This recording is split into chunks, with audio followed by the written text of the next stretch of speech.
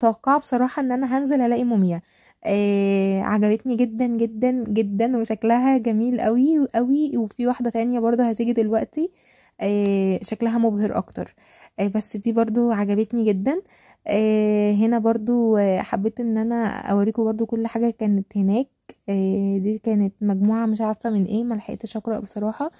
هنا بقى فضلت برضو ايه ان انا اصور الحاجات اللي كانت هناك. بس اكتر حاجة ابهرتني في الجزء ده الموميا، لان كان شكلها حقيقي حلو قوي وشيك جدا، يعني اللي هو حاجة في منتهى الجمال والروعة. هنا برضو دي التانية، الموميا التانية اللي انا قلتلكوا عليها، اللي هي شكلها مبهر واحلى يعني بالنسبة لي، كانت عجباني قوي ديت. بعد كده بقى حبيت برضو ان انا اصور الشيت بتاعها، بس ما كانش بيجي معايا. هنا بقى ده كان تمثال، مش عارفة بتاع